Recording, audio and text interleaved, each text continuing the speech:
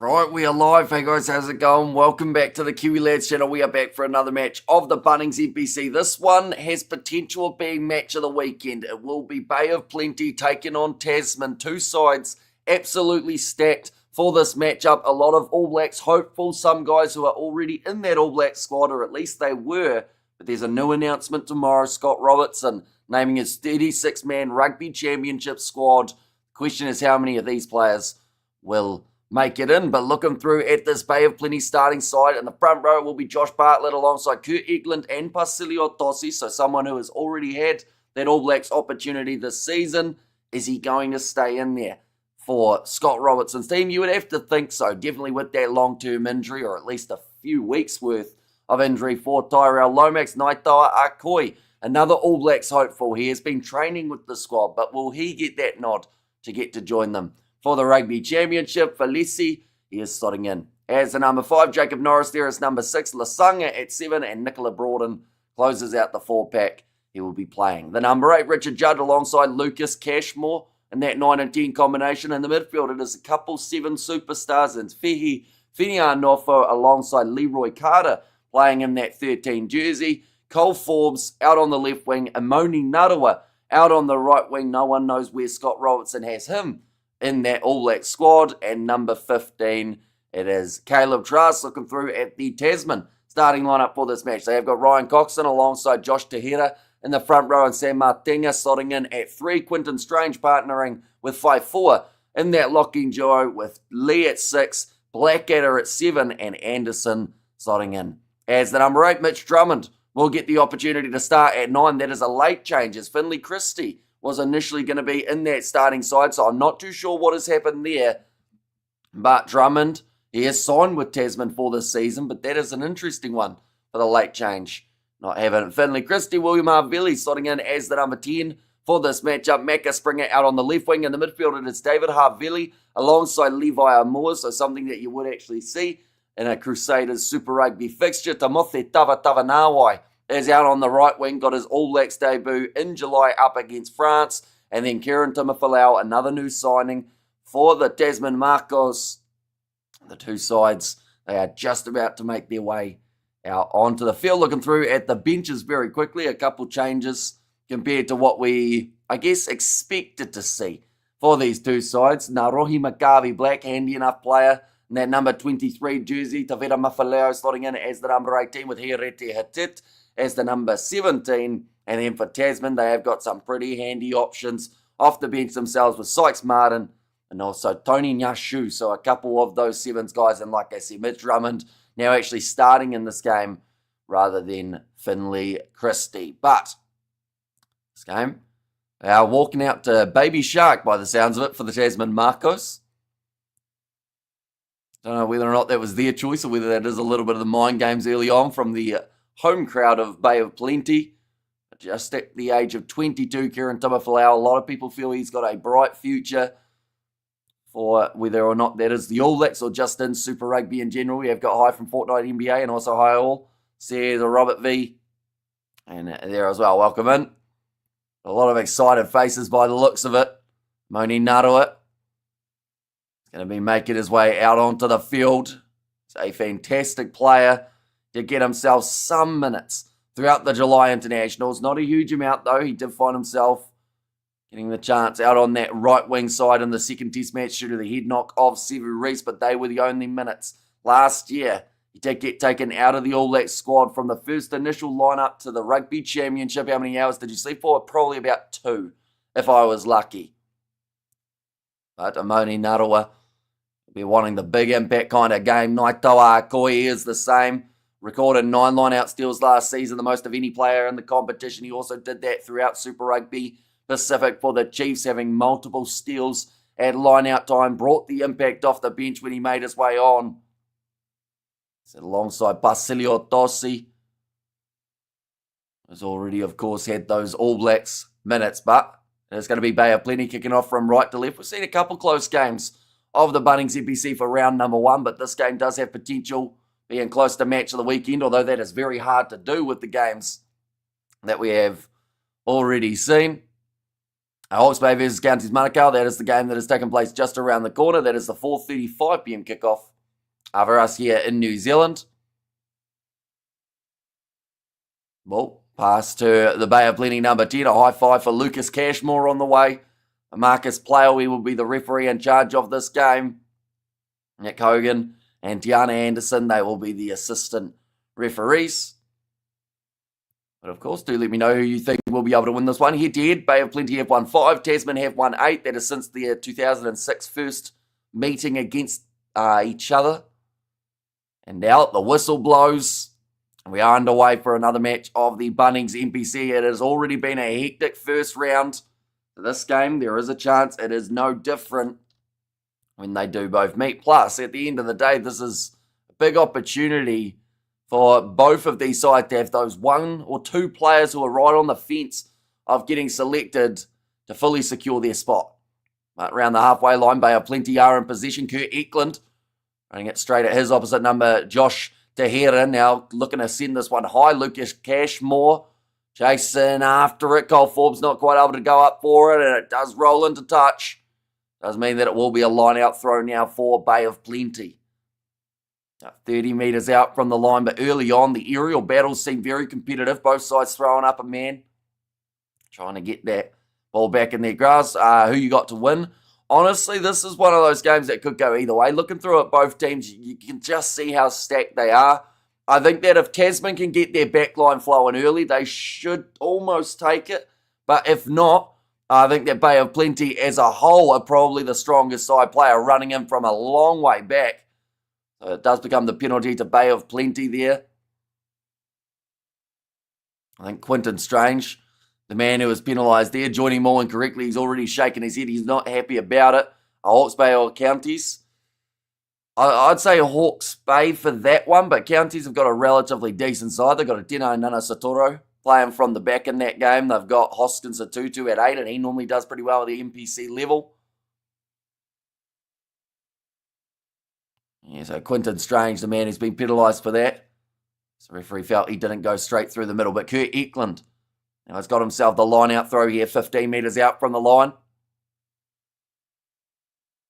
Oh, it was almost a little bit of a balk there from Kurt Eklund, but nicely claimed by Lasanga as he makes his way forward. I think Ethan Blackadder may have a cut above his eye already. I don't know how that happened, but that man does bleed more times than not when he's out there on the field, and he's been cut open quite badly there, Ethan Blackadder, by the looks of it, from the wide angle. Now going off to the right-hand side, moving this one quickly, Bay of Plenty, Richard Judd. And off to Naitoa Akoi, who drops his head and charges towards the try line. Pick and go again here for Bay of Plenty. The Steamers trying to get off to a great steaming start. Now pick and go. They look like Leroy Carter decided he would have a crack round the side of the breakdown. They have got a man way out wide in Cole Forbes, as well as I believe Amoni Narawa is actually slotting on to that left wing just for now. And the way that they are set 5 metres out still. Looking for that next pick and go. It is Josh Bartlett. Now passing it up. 2 metres out from the line for Basilio Tossi. Told to get out of there for Tasman. Off to the left-hand side again. We all see the run from the loose hip prop for a second time. Josh Bartlett getting that little bit closer to the try line here, but looking for that next big pass. Kurt Eklund dragged down 5 metres out from the line. Off to the right, Pyre. They look very dry in that bit of the turf. We saw the puff of dirt as they did hit the ground. 3 metres out, pick and go. Naitoa Akoi to try and dodge out of the way of that one as he was still in the last breakdown. Now to the left-hand side. That's close. Fihifenia Nofo with a good pass. Now Hugo Lennox, Richard Judd, I should say, gets it out to Caleb Trask, and that will be the first try of this contest, and Bay of Plenty are on the board. The home side just not really letting up there, just continuing to go phase after phase. A real opportunity for Tasman to get that steal. Just dropping the head and getting that little bit closer to the try line, and then the wide cut-out pass from Judd goes into the hands of Caleb Trask. New South Wales, NRL Women Warriors got a try. Was it Michaela Brake? did score it. I know she got a lot of them when she was playing in the 7th Circuit as well as for the Black Ferns. They have plenty top points for last year. Cashmore had 47, Johnson had 40, but right at the top of the bunch, Caleb Trask with 74. Narawa having 6 tries, so he had the 30 points. She's not playing tonight. Okay, well then she certainly won't have the try then. Caleb Trask, no, that one's going to be shanked away to the left-hand side, so that will keep the score sitting at, after 5 minutes, 5 points to 0 in favour of the Steamers. She's not playing out of personal reasons. Says Novmum, it was a no try. Wait, so they just scored, but then it got taken away for the NRL woman. It was knocked on. Oh, no. Gotta hate when that happens. We kicked off high now from Tasman, who are down 5-0 at this current point in time. Nicely taken under the high ball for Naito Akoi. Almost a head collision between him and Josh Taheda. Now Richard Judd across to the left-hand side, passing it in behind. They've got a dangerous backline. Leroy Carter lined up by David Harvilli. Now that's the thing. Both of those guys want to get into that side for the All Blacks. And David Harvilli, he's had a lot of criticism about the way that he's played throughout the last maybe about 3 or 4 months. I wonder why Women's League is 35 minutes, but Union is 40 minutes. I have no idea, really. Definitely because it's still like, it's professional rugby league, isn't it? So, yeah, it's interesting that they don't have that extra 5 minutes or so. Maybe it's just so that they do empty that gas tank that little bit more. And did Aussie win last night? They certainly did. Give themselves the big win. And the match between the Wallabies and the British and Irish Lions sitting 40 metres out now. Tasman with some possession. Mitchell Drummond starting in this contest rather than Finlay Christie, who is nowhere to be seen now. Kieran Tubafalau puts the ball on the outside. A Macca Springer sitting 22 metres out from the line. He's a dangerous young prospect for the Crusaders. That looked like a tackle off the ball. And it's going to be play on. David Harvilli thought about the offload. In fact, there's going to be the penalty, not for the tackle off the ball, but for, in fact, obstruction. It does become Bay of Plenty's penalty. Showing David Harvilli here. He does not look too happy about it. About 7 minutes in, though. Caleb Trask, the lone try scorer. At this point of the contest, he will put it into touch. You just see some nice stepping coming there from Macca Springer initially. Work tomorrow, says Fortnight. Is that like you're saying that you've got work tomorrow, or is that a question without its question mark? Fortnight. Now, ready for this line-out throw. Kurt Eklund. Oh, that one wasn't very straight, but of course, no contest from the Tasman side, although knocking it on here, the Steamers have all become the scrum feed now for Tasman. Are you working tomorrow? Says Fortnight NBA. Probably in the afternoon, but in the morning, or at least around midday, there is the All Blacks Rugby Championship squad announcement, so I will be doing a live stream for that, and then also doing the video afterwards. So, yeah, at this stage, probably about, I'd say, 4 hours of work. But also at about 1 a.m. tomorrow morning, we will be doing the Curry Cup match, taking place between the Boland Cavaliers and the Griquas. At least that is the plan. Let's go, many All Black potentials their way towards that All Black squad naming. I do think that we'll see at least 3 or 4 guys, if not maybe more, from these matches, or this match in particular, who will be able to try and book themselves that spot. Now scrum feet, putting the ball in tomorrow, or tonight or tomorrow, Coke Up. So tonight, but tomorrow morning. So like in it'll be 11 hours time for the Boland Cavaliers versus Griquas game. Now Tasman on the attack. Sitting about 40 metres out, but Bay of Plenty get the turnover. I think it's Fihifiniar Norfo who managed to get in there. Akoi gives him the big high five, ball carrier holding on. That is a danger when you've got a guy who's played a lot of sevens next to a breakdown. They just love to rip that ball away every opportunity. It doesn't take long either. Caleb Trask does put this one into touch. Now it's going to be another line-out opportunity. Got his Blazer game today, 15 matches for Bay of Plenty. We see there, Richard Judd made the tackle and then straight in there, over the ball. Drummond trying to get that one, but then they are also talking about the fact that Richard Judd didn't roll away in that breakdown. Eklund throwing it in. It's gone a little bit over the top, but it will sit back on the side of Bay of Plenty with Lasanga. Putting the pass across to Leroy Carter, who runs it sideways. He goes almost through. Now off to the left, Richard Judd. No look past into the hands of Lucas Cashmore. Didn't have a huge amount of time before he did get hit with a tackle. David Harvili. In fact, this time it was William. Kicks it downfield. Awkward bouncing ball for the Steamers, but watching it closely. Now Leroy Carter going to go for a kick of his own. Looking for a 50-22. It's looking pretty good too for Leroy Carter, but that ball just curves back infield. Kieran Tumafalau controls it at the back. Harvili, his kick is charged down. Tasman, though, have still got themselves the position and actually move up to 22 metres out from the line. So that could have been a lot worse for this Makos team. Levi Amua are going to be playing halfback 10 minutes into this contest already. Whereas the Hawke's Bay game, it is going to be played at McLean Park. So it is a home game for Hawke's Bay. So both Bay sides actually having home games for this first round of the comp, but that one's going to go into touch. And he's not happy about it, William Harvili, with that angle. Throughout Super Rugby, of course, him and his brother playing on different sides in Super Rugby.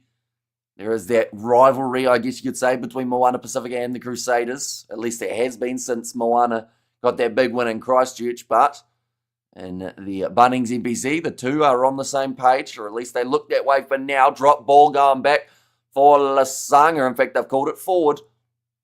Did you get much sleep? I actually got about 2 hours. So the easy answer to that would be no. But I did want to get up for this game. I did think it was one of those contests in the Bunnings NPC that a lot of people would be excited for. I may have misread it a little bit, I'll be honest. But we were still going to be getting up and watching it anyway. Currently 12 minutes into the contest. Looks like quite a few people in the stands for this game in Bay of Plenty. Mr. Whippy out. That is the ice cream van for anyone who isn't familiar with what that is. And a lot of Bay of Plenty Steamers shirts in the crowds, which is fantastic to see with that blue and yellow. Hello, says Robert there. And Tasman 2024 scrum stats, 178, lost 6 with scrum success of 93%, but that was actually 12th ranking in the Bunnings NPC as a whole. Now going off to the left-hand side, Kieran Tumafalau takes it nicely. Does get those few extra metres. That was a big shot on Mitch Drummond, who did make a slight mistake. Rather than just being the halfback, he joined into that breakdown, which then meant that they were able to clean him out. And someone for the Steamers certainly didn't want to miss the opportunity there. Drummond putting it high, down to 40 metres out, and nicely taken under the high ball for Caleb Trask, who's had a very solid start to this matchup. To the left-hand side. It's great to see such a good crowd for a Sunday afternoon game of rugby for the Bunnings NPC. It's got to be close to one of the bigger crowds that we have actually seen throughout the weekend. I know that Ranfurly Shield game had quite a few for the match between Taranaki and Northland. We also saw a decent amount of people in attendance, I believe, for Canterbury versus Wellington. Or at least there should have been, because that game was always going to be a great one. Tomofi Tavatavanawa now getting his first touch. Did he place and release? I'm not sure whether he did, but he did get the offload away to David Harvili. Mitch Drummond now on off to would have been 5-4. Tomofi Tavatavanawa. Another tackle on him by Nicola Broughton. Your pick for the AB squads looks solid. Lakai and Parker, Preston need to be in there. Says it, man. Yeah, and I think that in Scott Robertson's selection, we may see one of those three, maybe two. Because I know that some people thought that Finley Christie may get the nod for the experience side of things. Oh, that's a hard landing for David Harvili. But here, Finia Norfo putting the ball back on the inside for Bay of Plenty. But yeah, maybe Lakai misses out just for now if they want to give him. Oh, that's a high shot. And that was an ugly clothesline there for Josh Tahira. He might be in a bit of trouble there. That didn't look like there was any attempt whatsoever to try and tackle below the neck. Looked like one of those old school ones how you press a button in a game to be able to tackle high. And he's going to go to the bin here. Josh Tahira for 10 minutes. Now this gives Bay of Plenty an opportunity to take the 3 points or go for the corner. And it looks like the corner is the option that they're going to be looking at. But yeah, with their long-term injury of Hotham, I think that opens up the door for a young halfback to get that chance. Whether that is going to be a Preston or a Xavier Rowe, or I even heard someone say pick Leroy Carter as your third halfback, and then that way he can cover on the wing and also in the centres too. That landing hurt me. Says, well, I assume that's the one of David Havili. Of course, it wasn't that nice of a landing either for the guy who got clothesline, but yeah, Havili, it just looks so like hard in terms of that turf. There was no give in it whatsoever, but he got straight back up, which I think was the impressive thing. But now rolling more here for the Steamers.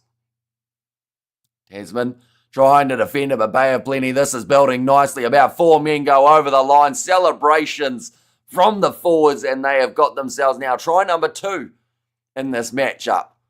This has been a really good start to the match for this side. It looks like Kurt Eklund putting up the Steamers, or at least putting up the S there for the side.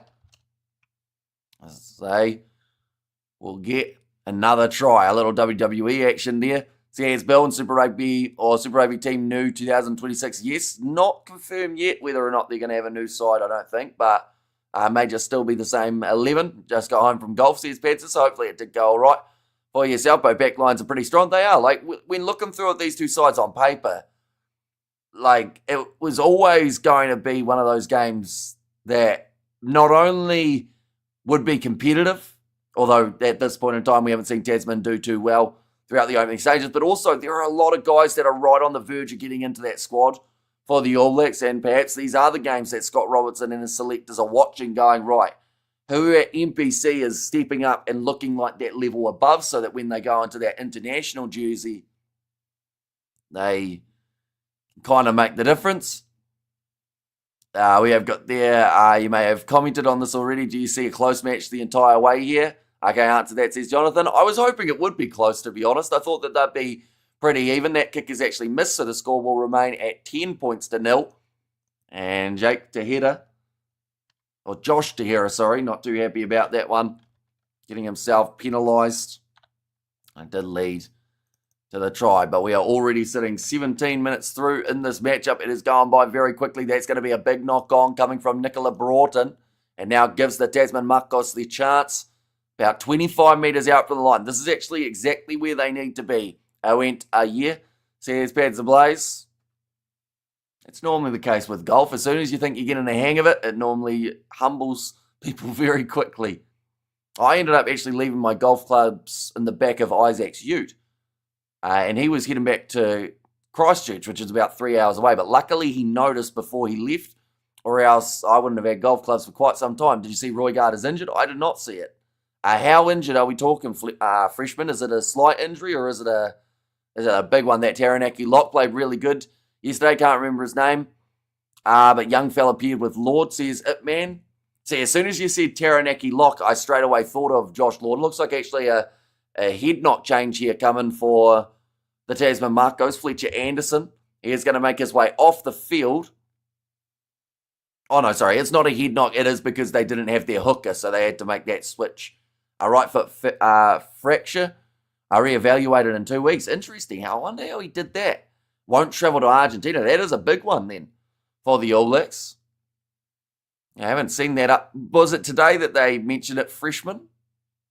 I don't think anyone's mentioned it all throughout the weekend, from what I have heard. But now on Moore, going to be a good tackle, but that's going to be tough.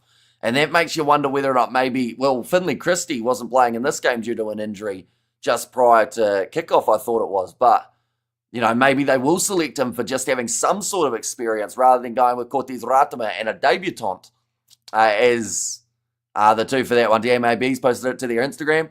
Says it man there. And now, Mitch Drummond managing to rip it away. And off to the right-hand side, I'm still trying to find that name of the Taranaki lock because I can't quite remember it off the top of my head. It was Saar, was it? The young number... Oh, no, that was Jaden Saar from the under-20s. But Saar in the number 4 jersey. Now getting ready to line this one up.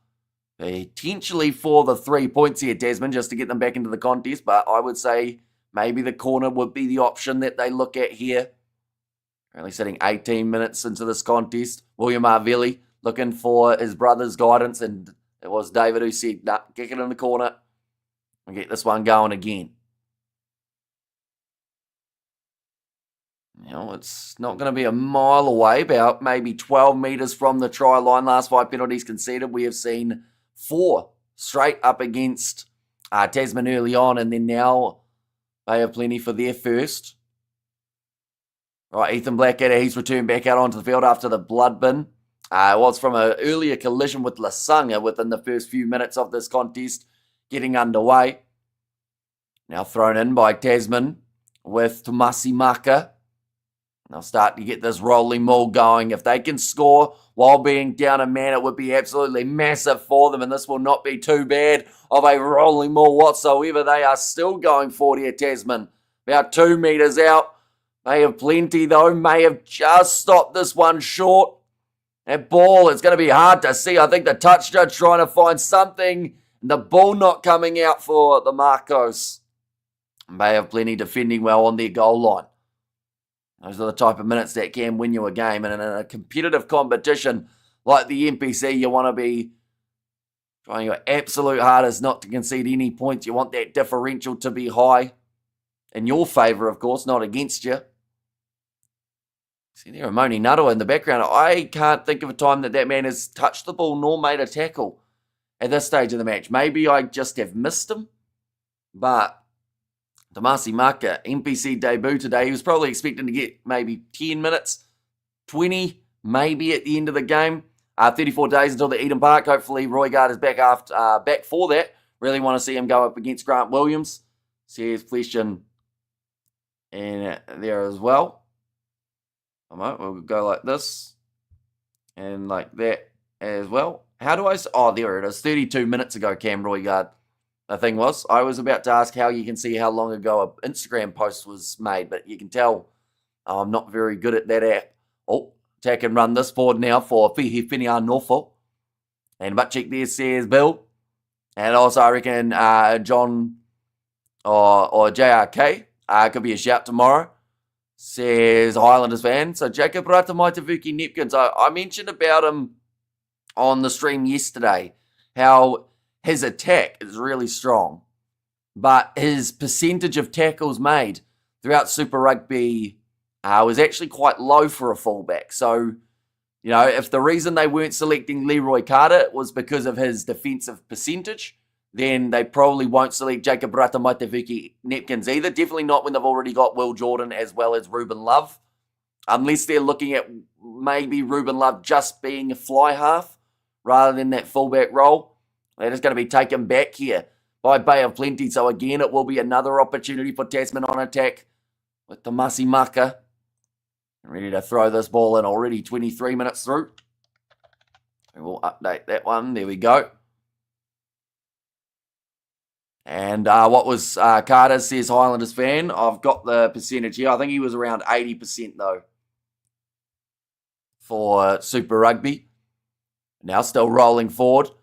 Off the back, Timothy Tavanawa. He's going to be very hard to stop. He's been held up though. Brilliant defence from the Steamers again. They have somehow been able to stop Timothy Tavanawa from getting over. They have said that they've found held up. Timothy Tavanawa says, can we please check that because I think I got it down. He was initially up off the ground, but then from there did roll and it looked like maybe the grounding could have been there. So Leroy Carter tackle percentage was 81%. 91 tackles made of 112, but I think it was off that 50-22 defence that some people put him down there a little bit further. I mean, he had 14 clean breaks, 4 try assists, 755 metres carried, with 44 defenders beaten.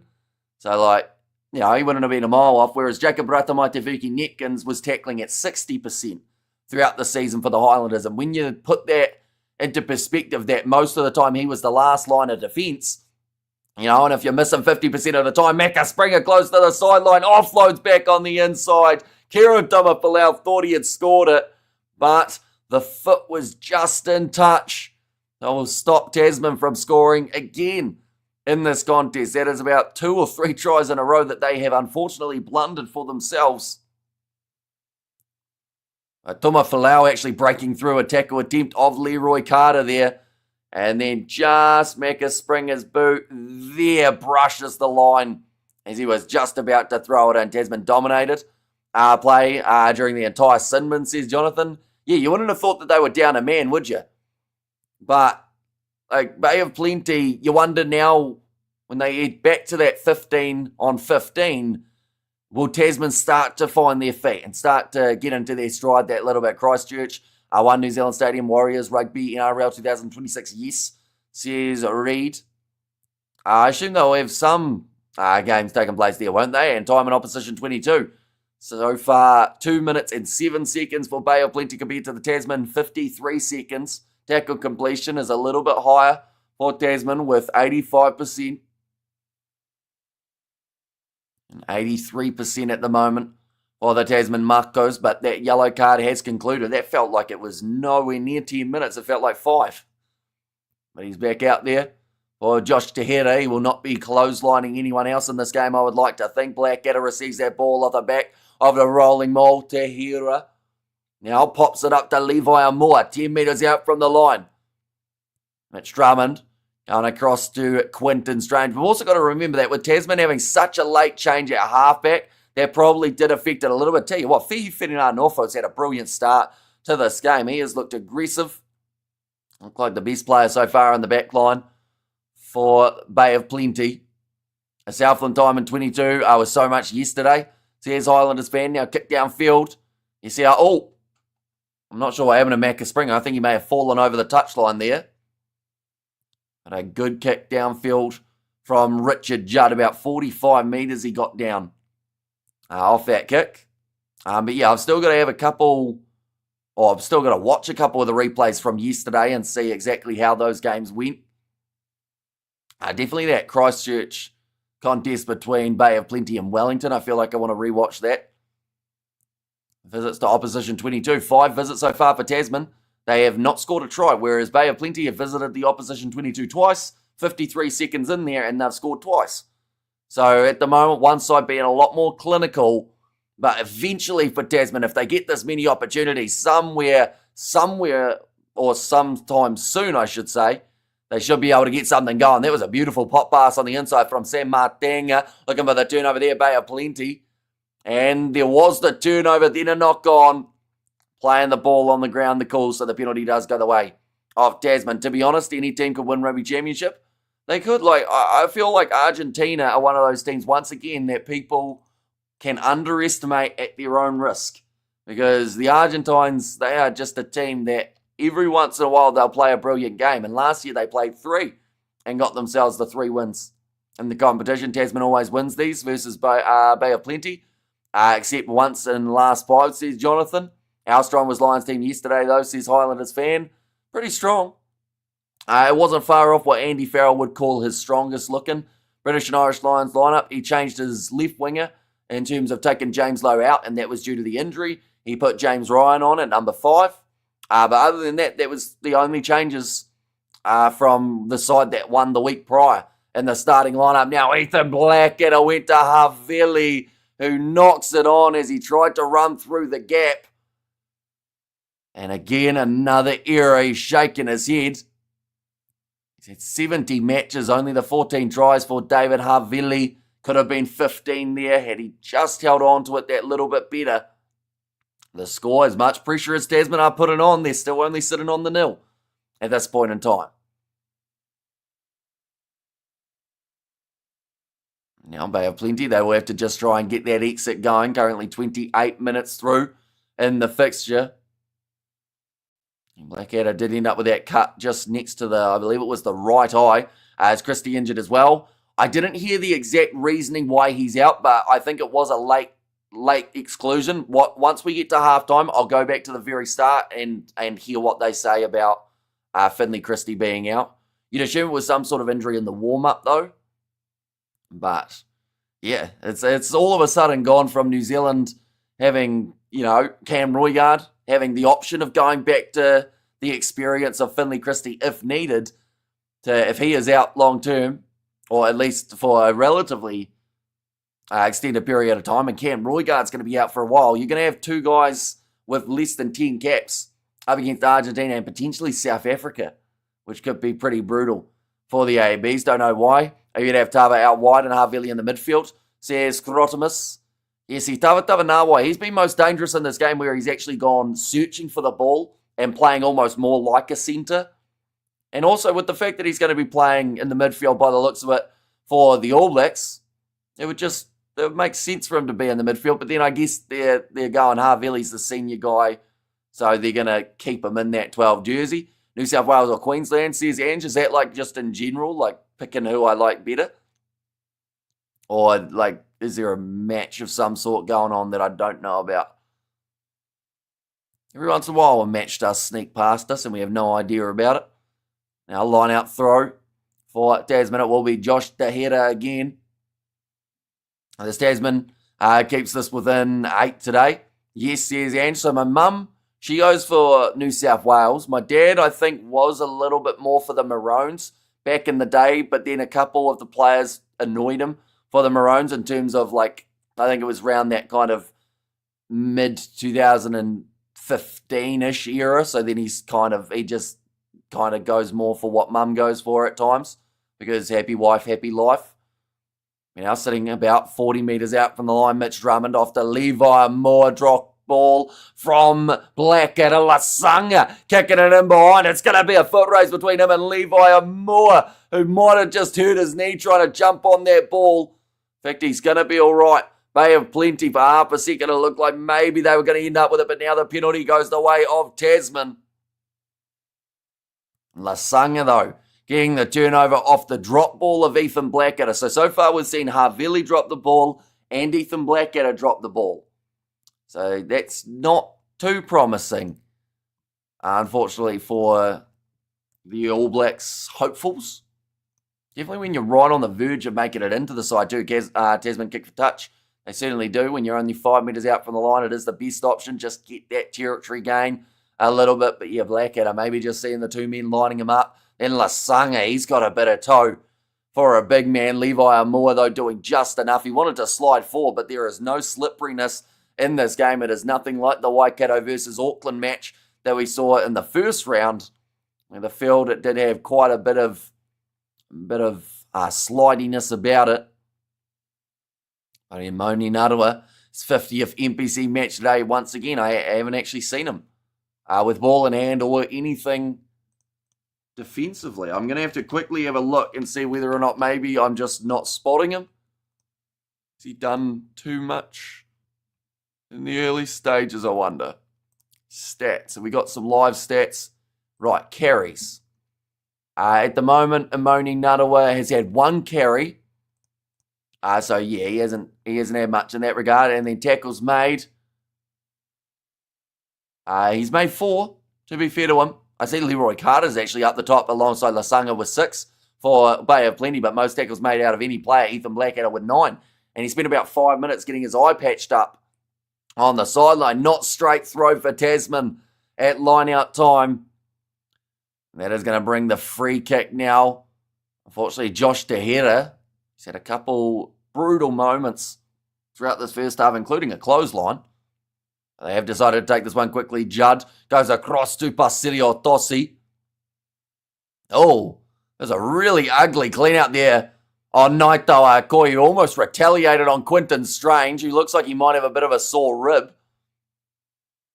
But yeah, he kind of flipped Naito Akoi over, so I wonder if the TMO is going to be looking at that one. We have got there Hamish, you the man, period. See you, Shane.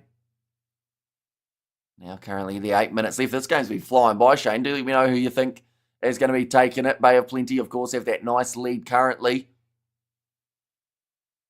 But now, to the left-hand side, on this near side of the field, is where we're going to see this one being played.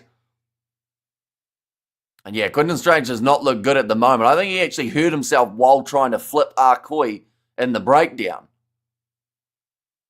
It looks like some sort of, I think it's actually an abdominal muscle or something there, Quinton Strange. I thought that it might have been initially the rib, but it looks like it's a little bit lower.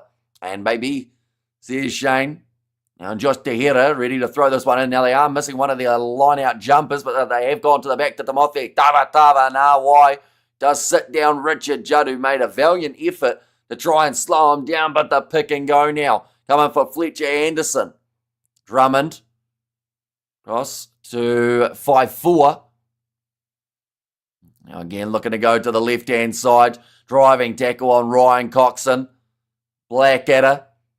And a few carries already throughout this game. Also has made the most tackles out of any player. Kieran Tamafalau stopped in his tracks and jumping on the ball. Amoni Nuttall, there he is. Getting the steal for his side. Timing it to perfection. A crucial turnover there. Ball carrier holding on, and Bay of Plenty survive. What is another strong Tasman attack that just hasn't quite led to what you would expect. Now, ready to go for this one. I think Quinton Strange is still down, getting a little bit of treatment at the moment here. And that's an All Black, says Shane. He just gets on to the ball. Two men in the breakdown trying to clean him out. Well, there was William Harvelli as well as Faifua. Neither of them could get rid of him. That one was not straight from Bay of Plenty for Kurt Eklund, who is not happy about the call, so he's just run away with the ball. He said, "Nah, you're not having it." And now he's going to put it on the ground, passes it to Drummond. 86 matches for Kurt Eklund. He has got himself the 15 tries. William Harvelli, he's pointing at someone. Okay, looks like they're actually going to go with a high kick here. Going to go deep into Bay of Plenty territory. Two men going up for it, and Macca Springer is the one who comes down with the ball. Sam Martinga. Oh, injury there for Kurt Eklund. Looks like maybe something on the shoulder. Could be collarbone, could be anything, but he is struggling at the moment, maybe even with a shoulder dislocation. And yeah, he is not happy at the moment. He got the awkward one. It could have been just a stinger. He's trying to fight through it, but he keeps on. Well, now he's almost looking like he's pulling on that arm, so that might be some sort of separation there for him. It's going to be play on for now, and he is about to have to make a tackle. Oh no, they go wide here. William Harvelli going for the kick in behind. Awkward bouncing ball. Cleaning up was Caleb Trask at the back. And Judd manages to clear the lines. A very good kick downfield from the Bay of Plenty 9. As William Harvelli, they go from attacking about 10 metres out from the line to now on the halfway line with a lot of pressure.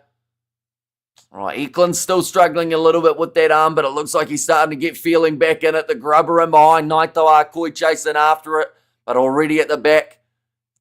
They do have a touch of the hand of Tasman, so it will be a Bay of Plenty line out about 35 metres out from their line. Damn, that breakdown ain't for the timid, says Shane. Yeah, there's been some brutal shots already between these two sides. Like they've just said, Kurt Eklund, he is in pain. He has now stayed down for a little bit longer, so they are just giving him a bit of medical attention. But, yeah, it's right on the top of the shoulder.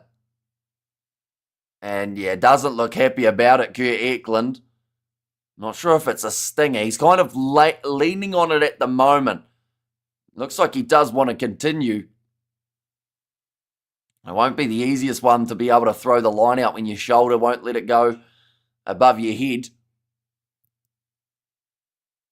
Just the 4 minutes remaining in this first half. Down that breakdown, 8 for the timid. And 3 carries so far for Kurt Eklund. I mean, that one of Naito Akoi where he got flipped over. Quinton Strange, he looks like he might have injured himself in the process of doing the flipping.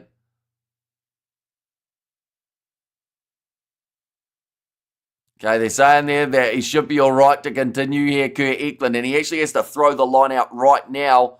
So it is going to be the big test for him. 53% possession at the moment for Tasman in this contest. 51% territory for Bay of Plenty. Throwing in, and that one looked like it went pretty well. Naito Akoi taking a shot on the chin from his teammate, Lasanga. No foul play, says the referee. Richard Judd asking for Basilio Tossi to come over and get that a little bit closer to the breakdown for the pick and go.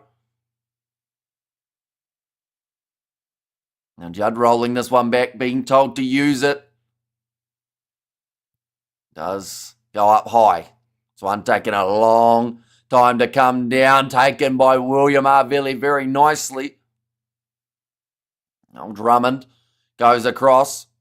David Arvilli finds a little bit of open space to be able to play with, but Bay of Plenty do have a man back, and now looking for a 50-22 of his own. The mark is called by Kieran Timmerflower. Very smart call from the youngster, as he was having maybe a bit too much momentum, wasn't going to be able to stop for hitting the try line. Sorry, the sideline. Would, of course, love to get himself a try in this contest. On his Tasman debut, goes down the middle of the field. Leroy Carter passes across to the right-hand side. Here comes another run from, I think that was Lasanga. Been busy in this game so far, Kurt Eklund. 2.5 minutes left. Tasman can get themselves a try. They're right back in this game, but if there is another try coming for Bay of Plenty, that ball went backwards. Oh no, in fact, the referee does say it's forward. Will be another scrum for the Makos. But yeah, if they can get into maybe a 15-point lead before heading into the second half here, Bay of Plenty, they would almost feel confident enough to close out this game. But Tasman are the sort of side that when they are down and out, they then seem to be able to fire back. These two sides playing each other last year once. It was a home game for Tasman, and I believe the scoreline, I've got it somewhere here, one moment, scoreline between the two sides was 34 points to 15. So pretty one-sided in that regard. Whereas this game, it's kind of gone the complete opposite way for the first 38.5 minutes. Time in opposition 22, 2 minutes for Bay of Plenty compared to the 1 minute 30 of Tasman, but they have visited it twice for Bay of Plenty compared to the 6 times that we have seen Tasman inside of that 22. Oh, and that will be the penalty now at scrum time in favour of Tasman. Just the 1 minute left. Basilio Tossi, knee goes to ground. Just stretching out his legs a little bit there. The last thing that they want is some sort of injury to him as well, after losing Tyrell Lomax to the fractured hand. Now, William Harveli kicks that one into touch. About 25 metres out is where we will see the last Tasman attack of the half. Had many chances and many unfortunate failures of the attack. We've seen them held up over the goal line. We've seen that ball trapped in a rolling maul. We've seen it dropped, or them just in the side or off the field by half a foot. Now rolling maul starting up again here for Tasman with 30 seconds left of the first half. Drummond goes off to the left-hand side, goes to David Harvilli. All trying to rip that ball away was Fihi Norfo. But a good attack and run from Fletcher Anderson. Now wide, skip pass, and it's too wide. And it's gone over the head of Macca Springer.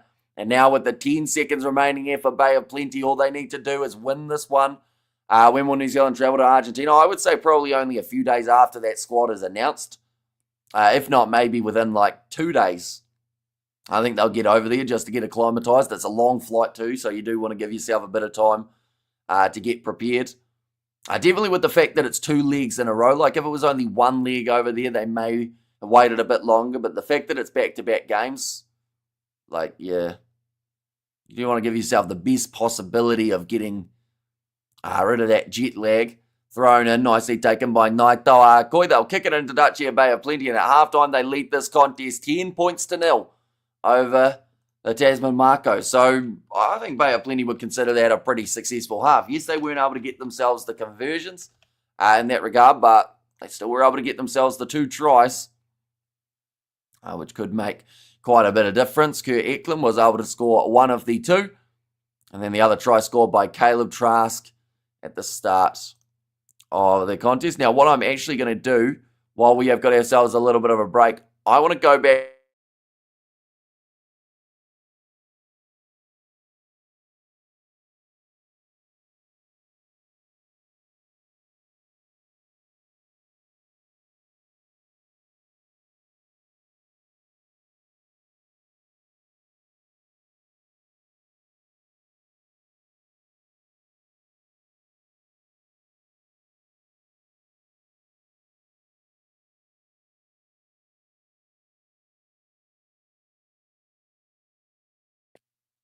Right, we're back. Wi-Fi decided to cut out there, unfortunately, ladies and gents, but luckily it is back now.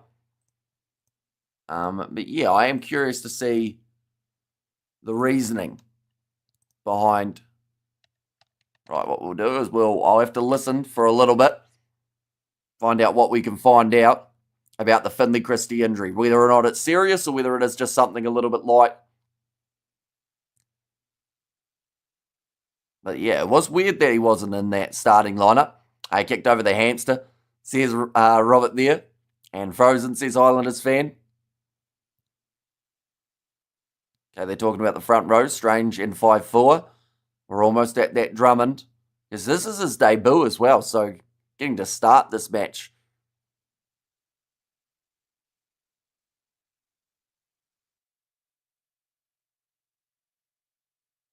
Okay, there was nothing mentioned about Finley Christie, by the sounds of it.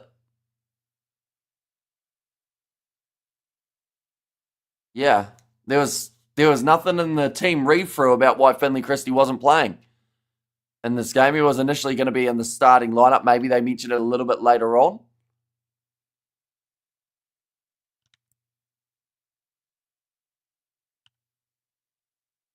Oh, there we go.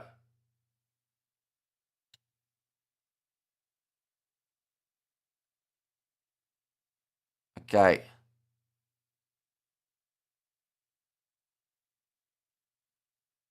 Okay. They said very little.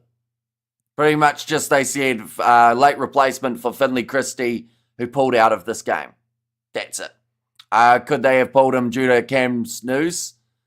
I don't think so. No, I don't think that. No, because 32 minutes ago was when it was announced, and that was. Surely you can't do that, right? Like, surely they didn't go, right, Scott Robertson's on the phone. He said that Finley Christie's not allowed to play because he needs to play for the All Blacks. I mean, we'll find out tomorrow whether or not that is the case. This is why I watch all the time. Giggle. Says Robert there. I mean, halftime in this contest, 10 points to 0 at this point in time. So will Cam travel to Argentina? He will not. By the sounds of it, he's going to be missing from those Argentina matches. Roygaard presented with pain and the foot following the conclusion of the July series. And scans have confirmed the stress fracture, his return to play, will be assessed in 2 weeks. So yeah, by the sounds of that, he will not be available for the beginning of the Rugby Championship. And the Instagram just says he's unavailable. Whakatava for the AB says Highlanders fan. Well, that's the thing. If Christie's out and Cam Roygaard's out and Hotham's out, that opens up a big opportunity, not just for one, but for 2 new players in that.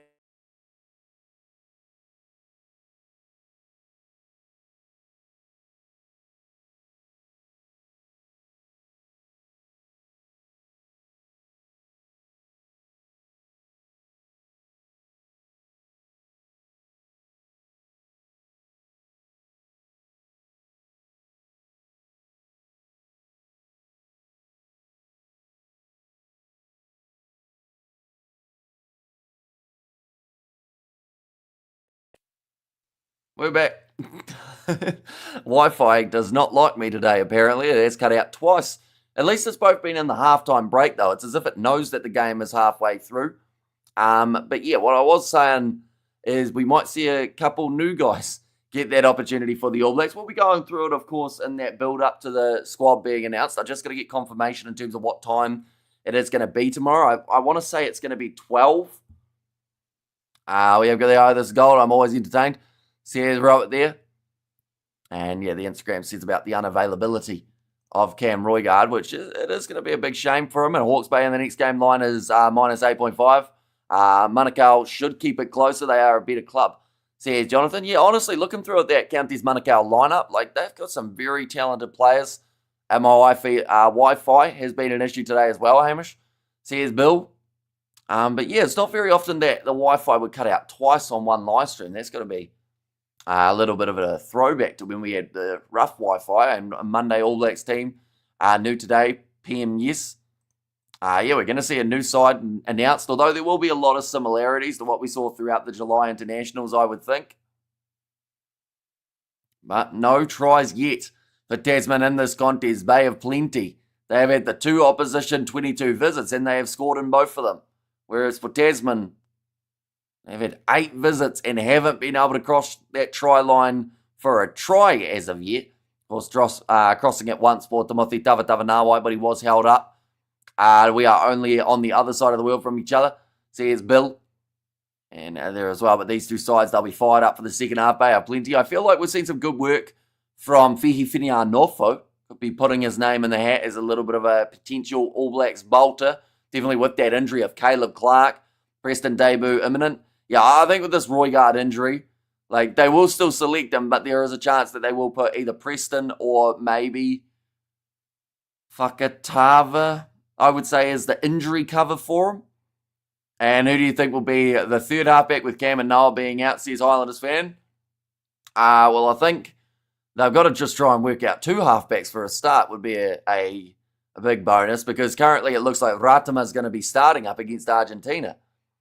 With how it is sitting, unless they're going to give one of the guys who are going to be making his debut, unless they go with Finley Christie and go with that little bit more experience, even though he's not the most popular choice, although he also wants to go overseas.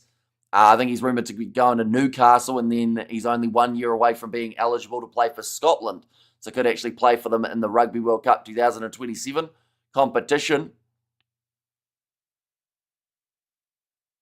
Yeah, big decisions to be made. Fakatava has played like 2 ABs games, so not exactly a massive amount of experience for that man either, unfortunately. So maybe they go, we might as well give him the chance, seeing as he's the most experienced of the options. Preston Fakatava and Christie, says Shane there. Wait, so you're not even selecting Ratama in that case, Shane? Or are you going with those 3 other options outside of Ratama for the Rugby Championship? But yeah, I think they will definitely be hoping Cam Roigard. It's not going to be anything too serious, because if it is, it means that he'll be out of that South African matchup, and I know that a lot of people wanted to see him in there. Go head-to-head with Grant Williams, or whether or not it's Faf de Klerk, or honestly, like Rassie's got about 4 options. Sorry, I forgot Ratama who's in. So here's Shane there. But yeah, I'm curious about that late change of Finley Christie. We didn't get a lot of info about it.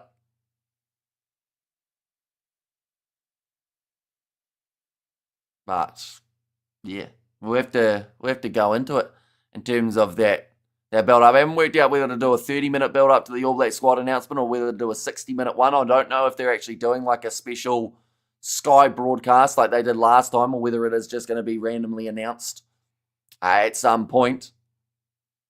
But I believe midday is when we'd be expecting this squad announcement. But hopefully by the end of today we get some sort of information about the date. Or, well, we know the date, but just more so the time it is going to be happening. Next week, plenty of games of the Bunnings NPC as well, ladies and gentlemen. We will look through at them on here. In terms of who is playing, Northland versus Southland, the battle of the North and South. That will be taking place on Friday night at 7:10 p.m. New Zealand time. That has become the new kickoff time for a evening game.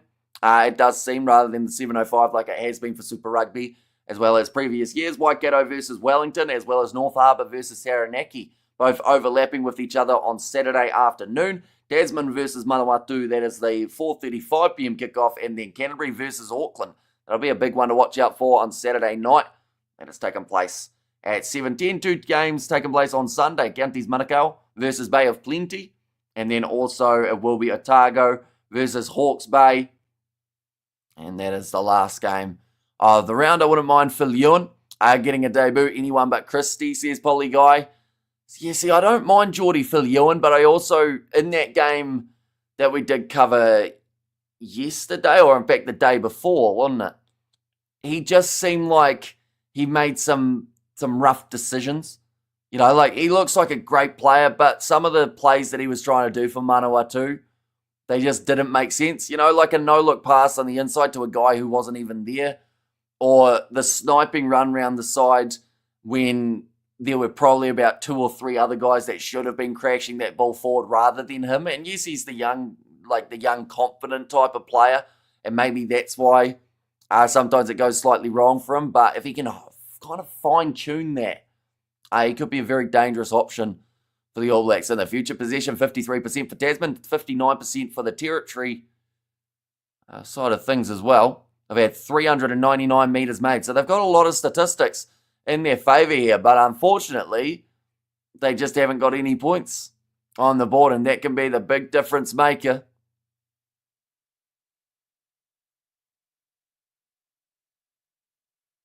Okay, they are just saying about how frustrated they are, Tasman, with their assistant coach.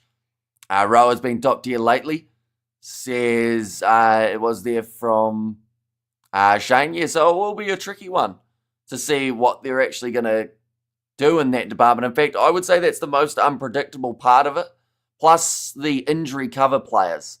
In terms of, does Lomax still get selected in the squad, but then an injury cover for him like a George Dyer? Does Caleb Clark still get selected in the squad? And I kind of said that Moni Narawa might be his injury cover while he's away. It's just something that Scott Robertson may end up doing. The second half just about to get underway. Looks like Quinton Strange is actually going to be able to continue in this match after the injury that he did have in the first half. But David Havili kicking this one off, and we are back underway for the second half of this contest. And straight away, attack and run from Leroy Carter, one of his few touches that he has had throughout this matchup. Richard Judd goes across to Lasanga, who does take the big shot. And Rowe's been top tier. But yeah, I think either way, they're going to have a very much so more inexperienced guy than Cam Roygar going up for it. Managing to slap it back as well for Amoni Narawa. Now Naitoa Akoi breaking the line with a nice offload. And now they are on attack again. The Steamers. Akoi plays half. Chipped in behind. This is going to be a foot race. Whirihi Nofo. Favourable bounce for Kieran Tomafalau as the ball went straight to him. People will hate this, but I would like to see Jack Taylor have a go. CS Highlanders fan. I think that they may, like, if they were going to give him the chance, they'd probably give him a chance in a couple years. I think it might just be a little bit too early. Definitely with the fact that they've got George Bell and Brodie McAllister, who they've given both, a few chances in that All Blacks kit. And I don't think they took them out because of form. It was more so just for Bell's injury. But that is going to be a turnover in the breakdown. Nicely done from, I believe it was Johnny Lee. Vito Mafaleo making his way onto the field. That is going to be for Basilio Tosi, who was limping just a little bit earlier on in this match. Now William Havili. A step coming from Caleb Trask. Then just over the ball quick enough there for Johnny Lee. Is Barrett still injured? If we're talking about Bowden or Scott, because both of them were out, but both are actually going to be back for that first match up against Argentina, although Scott Barrett a little bit closer to the start date of that one. And then Bowden Barrett. Tasman have won 8 of their last 9 NPC games versus Bay of Plenty. It is an impressive statistic. That is a knock-on there from Tasman. So the errors are coming thick and fast back into the pocket now. Oh no, big lobby pass over the top. It has gone forward. Not happy about it either, by the sounds of it, this Steamers. Scoot says Highlanders fan, so yeah, he will be out for another 1 to 2 weeks, I believe it is, from here. But he will be back in time for the Argentina match. I just don't think they need to risk him, though, in that contest. Leave Bowden at home for Argentina, need him later. Says Shane. I reckon we'll see Leroy Carter make the squad. It's a tricky one, because it all depends on what they're doing with Caleb Clark. Because if they still select Caleb Clark in the squad, they will need an injury cover player for him. And that is unfortunately where I think that Amoni Narawa might get that role rather than being in the main squad. But if they're going to go with a back or an extra guy in that back three, if you're not going to select Leonard Brown due to his injuries that he's had recently, perhaps that's where you could look at an Amoni Narawa or a Leroy Carter because of that versatility. I mean, he's playing 13 here for Bay of Plenty. He can also play halfback if he really had to. Leroy Carter, he's quite versatile in that regard. And get up your mighty Steamers, says Thorfinn. Holland and Patrick have played good rugby. Says Islanders fan, leave Bowden at home. Oh, big clean out coming there from Tasman. Now Quinton Strange passing back across William Havili. A bit of a step there from David Havili this time. Ball almost stolen there for Richard Judd, but Mitch Drummond does well on debut to be able to clean that one up. Oh, to not put any hands in it. Counter ruck though coming. And Bay of Plenty, they all but had that one with Naitoa Akoi. And the pick and go from Anderson, all but went through. Another injury here for Bay of Plenty. Might be Judd who stayed down, trying to get the turnover. Tamothi Tavatava running down the wing. Now, oh, that's a wrestling contest going on there, and a bit of a push there from David Havili. A little bit of extra temper there from Havili, and Fihi Finianofo looking over at him, trying to get him to make eye contact with him. And Tasman, they will have themselves the penalty. Who's another good lock? They may get a go. I think that at the moment, if they're going to add an extra lock, it'll be either Akoi, Sam Derry, or Josh Lord. I think that those are the three front runners. Like, you could look at someone like a Antonio Shalfoon, or a Lachlan McWannell, or a fella like that.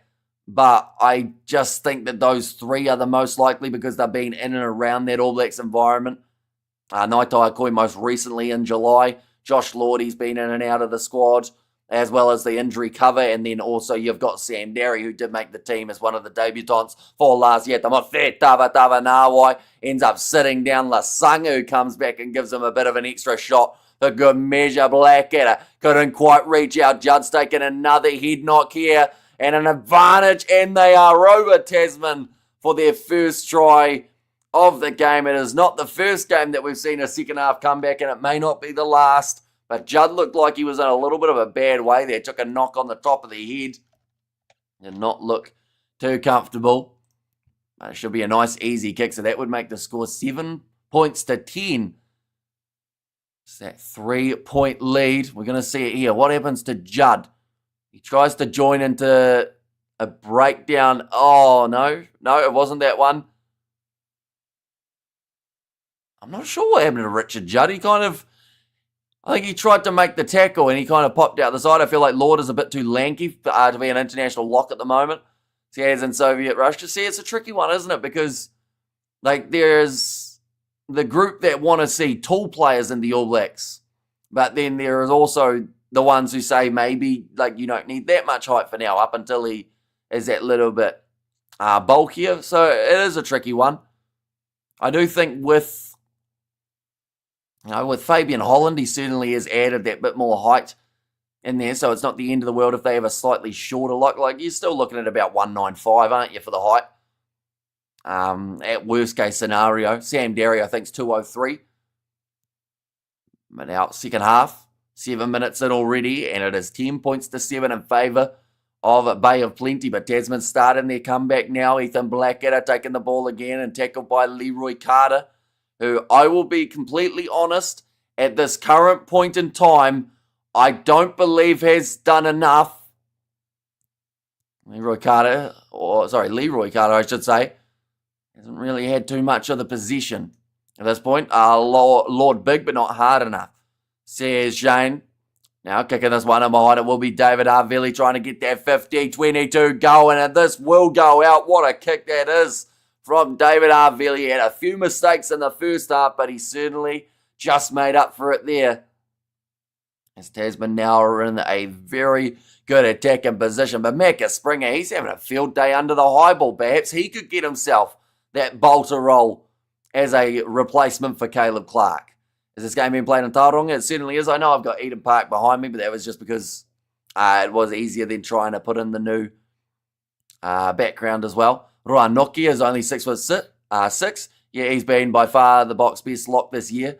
So he has in Soviet Russia. Yeah, see, sometimes, like, it's the same with the loose forwards a little bit. You know, I kind of went with a prediction, or not a prediction, but I went with my loose forward trio, and I decided to go with Simon Parker and Peter Larkai as my two guys that I would add in, rather than Papali and Blackadder. And, you know, people straight away said, oh, your loose forward trio's not big enough. But then saying that, you know, like, as long as they can pack a punch. I mean, Simon Parker, he's got that Liam Squire-ness about him, doesn't he? And Peter Larkai's the same. He will put in the big hits if he needs to Oh, now short side. That was close to the sideline, and they were just out, but they'll go back for the original offside penalty against Bay of Plenty. People underestimating the Pumas already? Yep.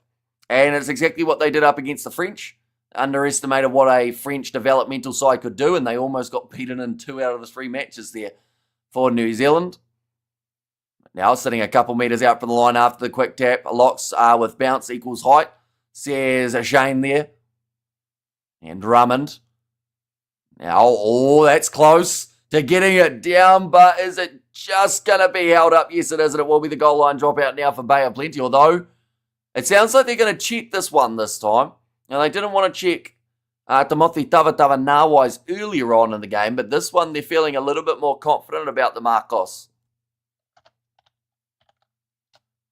Okay, on-field decision is no try. Referee hasn't got a grounding here for Marcus Plail.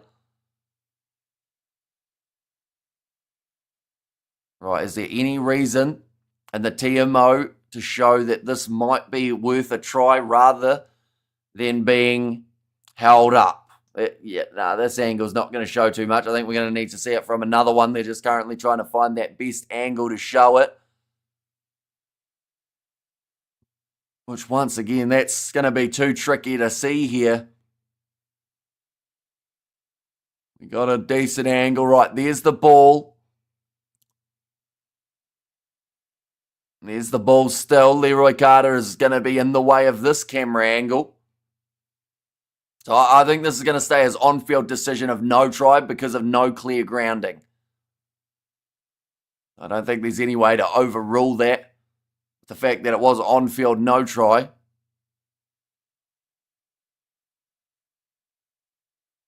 Okay, it is going to be a goal line dropout here. David Arvelli disappointed about it. But it was good defence from Bay of Plenty, or at least it seems like it was good defence. Is Tavatava Nawai playing okay? He's been okay so far. Hasn't had a huge amount to do in this game because they're playing him out on the wing rather than in the centres. So the ball isn't really getting out to him a huge amount, but he's been in a couple defenders. You know, for his standards, it's probably been a little bit quiet. He hasn't got the big turnover and the breakdown like we used to see him. But Black had a big tackle on him by Naitoa Akoi. Leroy Carter just slamming down one of the Tasman players. He's not wanting to have the push and the shove with him. Instead, he was just trying to finish it off before it got underway. Caleb Trask at the back. The Bay of Plenty sells the dummy. That was the wrong choice from Caleb Trask, and he will be driven all but over his goal line. In fact, it's going to become a penalty, though. The tackle, there was no clear release from Tasman. That was a little bit of a lifesaver for Bay of Plenty being that close to their own try line. Apparently just that 30 minutes now remaining in the fixture. And what has been, once again, a very quick game of the Bunnings NPC, just absolutely flying by. Does kick it into touch. Bay of Plenty, last 5 penalties conceded. We have seen 4 of which against the Bay. So not quite getting it right at this point in time. Ready to throw this one in. Once again, be Kurt Eklund. Tavatava Nawai needs a try to gain a start for the All Blacks. I'll be honest. I don't think even with the try he's starting ahead of Geordie Barrett based off current what we've seen from Barrett. I think that if he scores a try out on the wing, perhaps they'll start him out on the left. No, well, actually probably out on the right. He could be another wing option there. But yeah, I don't see him starting. Oh, Leroy Carter taken out there, so the penalty. This time it was David Harvelli. But yeah, what's for lunch? I actually have no idea, to be honest. I'll probably end up trying to cook something after this live stream because I would like to go back to sleep at some point. We've got a Curry Cup live stream at 1 a.m. New Zealand time, but I have only had 2 hours sleep since yesterday morning, I think. So yeah, there's probably a little bit of sleep that needs to be had at some point. But I also do want to do the video about Cam Roygar being out because I think that it will be a very good talking point, hearing what everyone's going to go with for their halfbacks now with that injury of Cam Roygar for the first matches up against Argentina. And we have got there about him needing that try. And maybe it could be coming soon. We've seen Tasman actually take a bit more momentum in the second half, although this one nicely claimed by Naito Akoi at a line-out time for Hifini Anofo. He's actually played really well in this game. In fact, if it was 50-50 between him and Leroy Carter as to who was going to get the call-up based on this performance, you'd actually give it to Hifini Anofo. The knees are down for Imoni Narua. It's been a little bit quiet in this contest too. This doesn't seem like it's been the best day to be a back in the outside channels, as the ball hasn't got there too often. Macca Springer, he's been creating his opportunities, to be fair. And it's only Argies and Saraviga next, says Shane. But it is exactly that mindset of it's only that caused New Zealand to lose the first match up against Argentina last year. And, you know, they have to make sure that they've got their A game switched on right from the get-go. Another attack and run from Hifini Anofo. Tackled by Tomothi Tava Nawai. Now after the short side, Caleb Trask cutting back and wins. Got Whakatava and Preston in. There's it, man, there. And now big run from Lasanga as he's dragged down by Tava Nawai, who has to make another tackle. But Bay of Plenty, they're slowly gaining territory on the park here. I thought about the skip pass. Oh, instead, just a short ball from Cashmore. Now, another penalty. A little bit of afters there as well. For, I think that was Leroy Carter, was it? Or maybe could have been Cole Forbes, but yeah, a little bit of push and shove. Playing the halfback. They are going to line up the 3 points here, Tasman. It is the safer, Bay of Plenty, I should say. It is the safe bet. They'll get that lead by 6. I know, but still need big dogs business end. Says Shane there. And we have there who's even playing low, says the Yeti. There's actually, if you're a fan of the All Blacks and you're a fan of that squad selection that's happening tomorrow, there's probably about 6 guys, at least in this game, who are in the running, whether it is someone like an Imoni Narua, a Leroy Carter, a Tomothi Tava Nawai, Ethan Blackadder, David Havili, Vasilio Tosi, Naito Akoi, all out there in this contest. No words last night, no words in the game of NRL game, says Liam. And we have got their penalty bonus point 3. Might be the right choice here with points of priority, says Jonathan. And that kick has gone over from Trask. Now making the score 13 points to 7. Sounds like a few more changes are about to be made too here. Right, Jacob Norris is going off. And Haria Hitet, he will make his way on too, but kicked off by William Havili. Almost in the last quarter of this contest, Caleb Trask goes across there to Nicola Broughton. Isn't it his busiest game as of yet? Although, to be fair, some of the loose forwards we haven't seen a huge amount of, although someone who we have for that Bay of Plenty side is Lasanga. He has been absolutely everywhere out there on the park. That one's going to be kicked downfield for Caleb Trask, only getting as far as the 22-metre line. So now Tasman have got themselves the attacking line out. Bless you, Aussie. Made my weekend, says Shane there.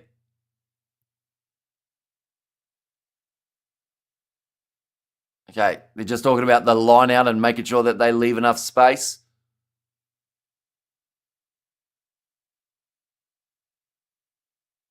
Right, referee just moving the whole mark, or moving the whole line, I should say, over to the side as they weren't quite on the mark.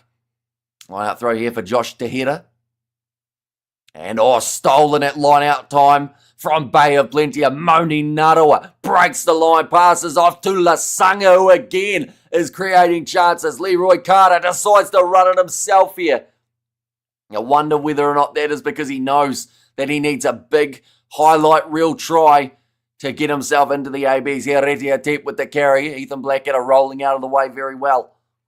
Now another kick downfield, this time from Caleb Trask, not getting a lot of depth on it though, and Macca Springer safe under the eyeball today. Goes to Kieran Tomapalau, looking for the 50-22. Handled at the back for Cole Forbes off a bit of a fumble, but it went backwards. Now runs around. Kieran Tomapalau, kick downfield again by Bay of Plenty. Macca Springer waiting for that one. In fact, this time it's William Havili. Will kick it high. And his leg, he kind of took a little bit of obstruction there, trying to chase after it. Caleb Trask Downfield again. Bouncing ball for Tamofi Tavatavanawa. Holding the ball in one hand. He sits down Cole Forbes and gets rid of the Bay of Plenty winger, Kieran Tumafalau. 40 metres out, but there's a forward pass, says the ref. And it will now be the Bay of Plenty Steamers ball with 57 minutes gone in this matchup. Oh, it looks like more subs are about to be made here in this match. And now Rohi McGarvey Black, by the sounds of it, will be the man making his way on.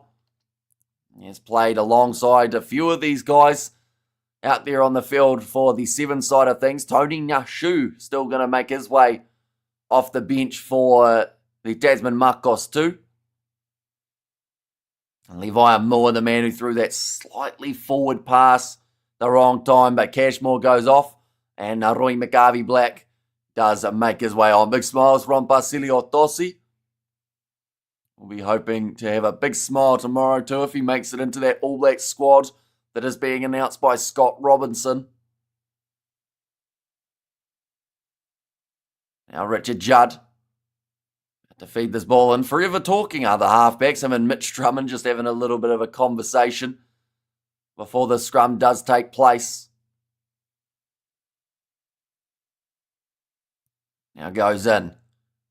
Looking to get that big push going, but Tasman scrum's done pretty well there. In fact, they almost won themselves the penalty, but we will have a reset as both front rows, and in fact, both forward packs in general have been going sideways. The next game of the NPC, it's Hawke's Bay versus Counties Manukau. That taking place in Napier. That will be the 4:30 p.m. kickoff. We won't be covering that one on the channel, but I might be giving it a little bit of a look if I am still awake. But we have got that Curry Cup live stream later on tonight, taking place between the Boland Cavaliers as well as the Griquas. Ready to feed this ball in here for Richard Judd. I feel like we're only 1 or 2 little moments away in the scrum from a free kick. Scrum. Oh, Tasman doing very well there. Great core strength shown by Ryan Coxon not to go down as it looked like he was certainly going to drop. Here comes Leroy Carter. Bursts through the line. Scores the try for the Bay of Plenty Steamers. And that might have been his big moment. We talked about how he needed a try. That was a highlight reel style finish. And I mean, that big fender made it look a little bit too easy with the defence, to be fair. But they go with a back line, and here we see it. Leroy Carter sells the dummy, fends off David Harvilli, who he was having a little bit of a push and a shove with earlier on in the game. So that one's got to feel good for Leroy Carter. Harvilli just tried to tackle him too high. And Hamish Steers tried tying down under. Welcome in. And I will mention it was the assist for Narohi McGarvey Black. So just like on the 7th circuit, McGarvey Black goes to Carter, who scores. And Carter is definitely on Razor's scope. Said in Soviet Russia. Now Caleb Trask, he's currently sitting 1 from 3 off the kicking tee for today. The only one that he has managed to get over was that 3-pointer beating Harvilli. An easy sheesh. Says Ibman, and Caleb Trask brings it round, making the score now 20 points to 7. Now, I will mention Amelia. I'm sure you are very happy with the result that you did see yesterday in that British and Irish Lions tour closing match. It was a weird one, though, wasn't it? The fact that they did have to go off the field for the lightning strikes. Take about a 40-minute break, although we did not. We did sit there on the live stream hoping that they would be back relatively soon. He's that speedster we need. He's in Soviet Russia, but it's going to be kicked off now by Tasman. Getting it deep and nicely taken by Caleb Trask, and a big shot on him. Got that 13-point lead. Quinton Strange off the field for Lepian. Lasanga. Always aggressive in the way that he plays. Seen that for the Highlanders throughout this year. And honestly, he could be a bolter in the near future for the ABs if he keeps on playing like this. But Richard Judd off his left boot does clear the lines, gets it out. Now will be another chance here for Tasman on the attack. 40 metres out from the line, but of course having to win that line out first. which at times has been a little bit tricky throughout this game, not just for them, but actually for both sides. In this one, it's going to be thrown in, nicely taken by Bay of Plenty, so the line-out steal. Now Broughton. Going slightly backwards. I don't know what William Harville's doing there. He's having a bit of a wrestle with Naitoa Koi off the ball. Taken nicely under the high ball, though, for Kieran Tumafalau around the halfway line. Back to the left. Just building into it at the moment, Tasman. If they can get a few more phases, they've kicked the ball away. Although this time it might sit up. No, they'll go back for the penalty. I think William Harville was in front of David Harville there. But it's just it's summarised the day at the moment for this Tasman team. They just haven't really looked, I don't know, they've looked off a little bit. They're making some poor choices, and any time that they've had the ball in hand, they seem to be more worried about getting rid of having the ball. I tell you what, I don't know if that's offside for William Harville. In fact, he's probably very hard done by, because it's going to give Bay of Plenty a 3-point shot that would then give them a lead by more than 2 converted tries. But that is about as tight of an offside as you will see. That's where the VAR normally comes into it for the football when they see that goal line or that offside line technology. But I think they would have put him on. Caleb Trask. Could be a gift of a 3 points. He likes them straight out in front. He's missed the one to the left. He's missed the one to the right. But when he's relatively close to the front of the posts, does normally get them right. We'll take them outside of that 2 converted tries. Trask can get it. He's using up a lot of time here. I'm not too sure how much time was left on his 60 seconds of the shot clock, but he strikes it and he's missed. It's just gone short. And Macca Springer will kick it downfield off his left boot. And that is a very good clearing kick from Springer. They relieve the pressure. They probably shouldn't have had that 3 points anyway, seeing as Harville did look onside. And baby all day, I'm from Wellington, but hate the selectors, says Shane there.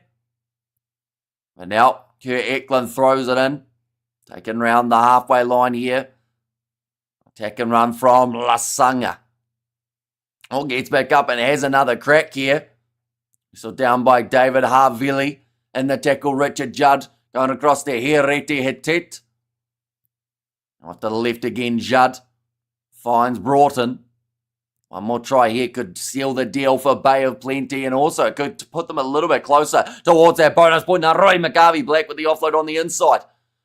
Just to find Leroy Carter. So the 2 sevens boys linking up big time throughout this one. But Tamothi Tava Nawai gets the steal in the breakdown. Know how strong he can be. He had the most turnovers out of any player throughout Super Rugby Pacific. He also had a lot of defenders beaten throughout that season too. Really very good kick downfield. It was a good attacking run from Leroy Carter. I honestly, now, I'll be honest, the second half has changed it a little bit for Leroy Carter. I think he's right back in that contention. I mentioned in the first half how Fehi Whenua Norfolk, it felt like he had done that a little bit more. And also plays the similar roles to what Leroy Carter does. They've got their beat 58 defenders last season for Tasman.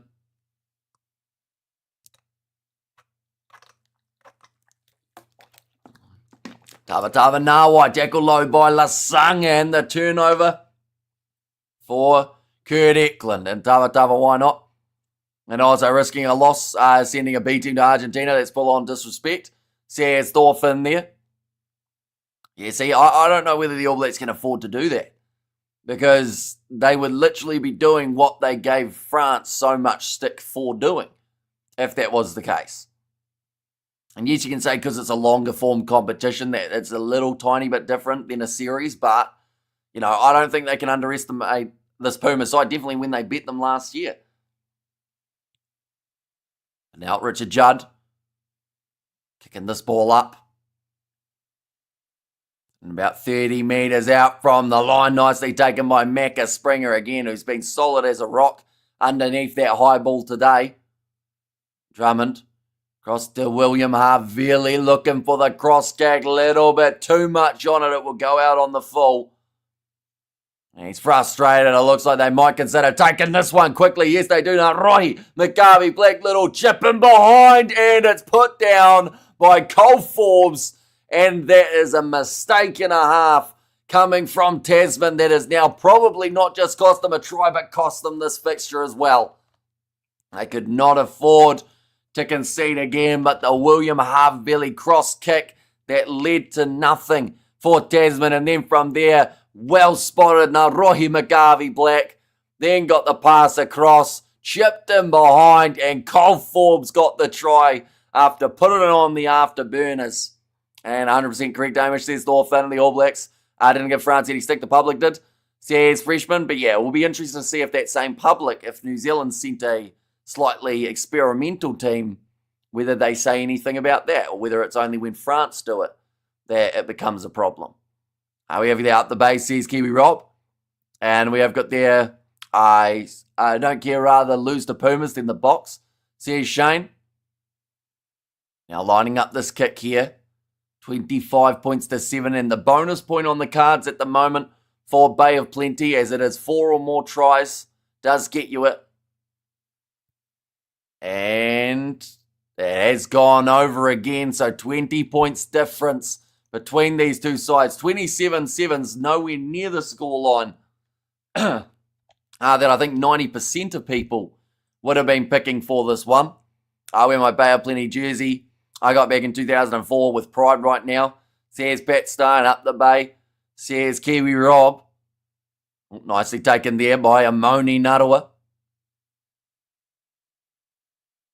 A Sanga. Oh, big shot. Coming in there from Ryan Cox, and Leroy Carter needs to be called up to the All Blacks.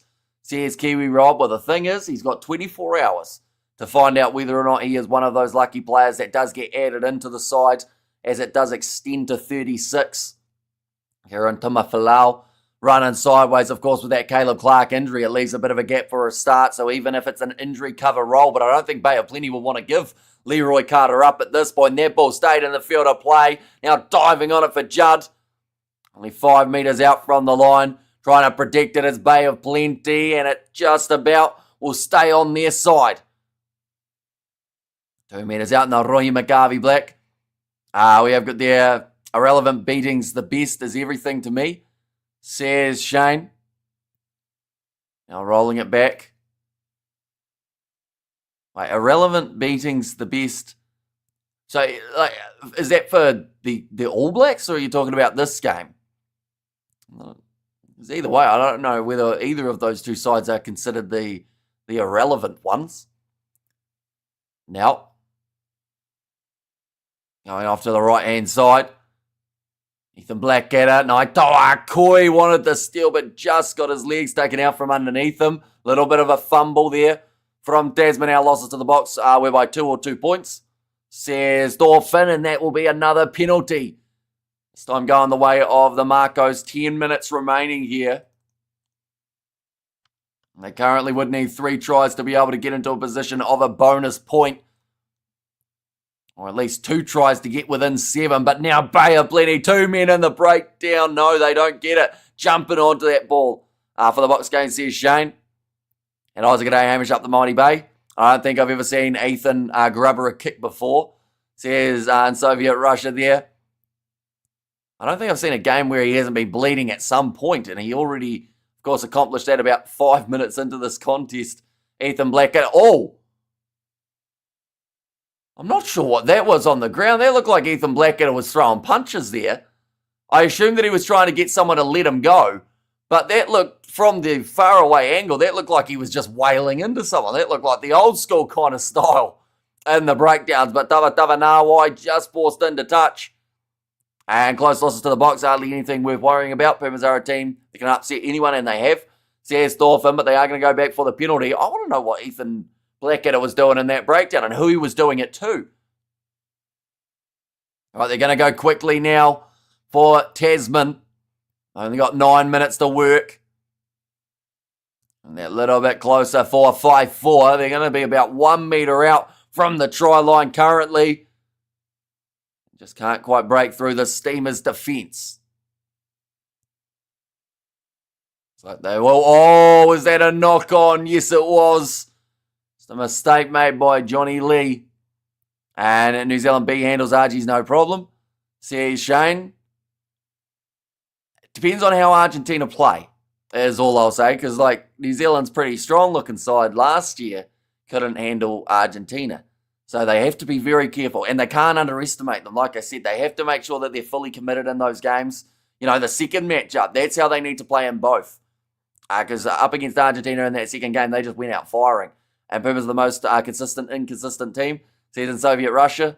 Yeah, they're one of those sides that can either play a 10 out of 10 or about a 3 out of 10. And there doesn't seem to be too many in-betweens. Like England B did. See Shane, exactly. Like Argentina, they can have a poor game and then they can come out absolutely firing. Last year, they beat 3 sides in the Rugby Championship. They were I was going to say they were the only team to beat everyone, but that wasn't quite the case. Of course, the Box doing it as well. But, yeah, Argentina beating every side in the Rugby Championship, even though people said they would finish last. And some said they wouldn't even win a game. Now, going back into the pocket. Caleb Trask kicking this one into touch. And again, it will be Tasman's line out. 25 metres out from the line as the clock continues to tick down with not a lot of minutes remaining. We see Eklund making his way from the field after 72 minutes of play. Sinton makes his way on for Richard Judd. Going to be thrown in. Taken by Tasman. Back across to the right-hand side. Macca Springer pop pass from Havili to Blackadder. I've just said there he's trying to punch his way through. He looked like he was trying to punch his way through that breakdown earlier. And but it was RG's A team though that played England. Says Ipman. Pretty much their A side. They had a few guys missing that they would have liked to have there. But whether it was their A side or their B side for Argentina, the point still is they are unpredictable. And when they play a good game of rugby, they play a very good game. But it's just what happens in those other games that make it so frustrating for people. It's like their game up against Australia last year. They lost that close game in the first, and then they absolutely decimated the Aussies, having their biggest winning margin over them in the second. They didn't really change their lineup that much. They just decided they wanted to play rugby on the second day. NPC and FPC, get your tickets. Oh, yeah, there we go. I got the QR code up on the screen. There have been interesting numbers when it comes to the crowd. Some of them haven't looked huge, but honestly, not too bad for the way that it is set so far. That was a weird moment. They just showed 2 people in the crowd, and it was a man and a woman, and they decided to swap seats. The seats were right next to each other. No one was sitting around them, but they just swapped sides. So maybe she wanted to see the sun a little bit more. But it looked like a very weird little moment. Be honest, do you think Leroy Carter has done enough for a call-up this year? Oh, no, this is not good. We'll come back to that because Lasanga is going to be making his way off the field, who has been one of the standouts for Bay of Plenty throughout this contest. And it's the last thing that you want to see for a talented player. But I would say Leroy Carter, from Super Rugby, I thought he was right on the cusp. I think that those last couple games did hurt him a little bit in terms of we didn't see a massive amount of impact for him in the semi or the final. But I would say,